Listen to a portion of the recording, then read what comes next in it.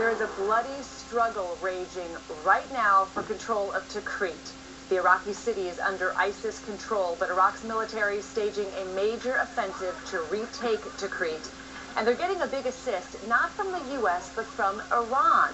CNN's Ian Lee tracking these developments from Cairo this morning. Good morning, Ian. And the U.S. is being careful, very careful of how it deals with this offensive in Tikrit. Tell us why.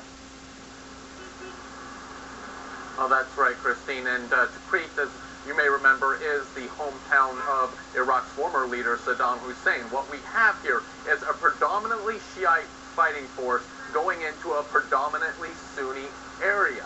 You have the Iraqi military, you have the Ministry of Interior, you do have some Arab Sunni tribal fighters with the government, but it's these Shiite militias, including the Badr Brigade, which has strong ties to Iran, that a lot of people are worried about. We also know from the semi-official Iranian news agency that Qasem Soleimani, he is the leader of Iran's elite Al-Quds Brigade, will be there as well. And what the United States is very careful of is to be seen as supporting Iran's push, but also these militias have a poor track record in going into Sunni areas.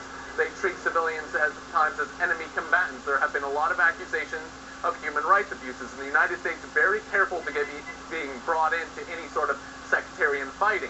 But also, watching this assault is going to be Sunni Arab fighters in other parts of the country. They're going to be watching to see how these Shiite militiamen and also the Iraqi army treats the civilians of Tikrit. Are they welcomed back into their homes, or are they treated as enemy combatants as well? That's going to put a strain, if they are, on the other Sunni fighters that are helping the Iraqi government. But looking at this fight, it is a huge test for Iraq's military. They dissolved in the face of ISIS last summer. They now have more U.S. training. They have better weapons. Will they be able to take the city of Tikrit? And if so, that will pave the way to taking Mosul, which is 10 times larger, Christine. All right, Ian Lee, thank you so much for that this morning in Cairo.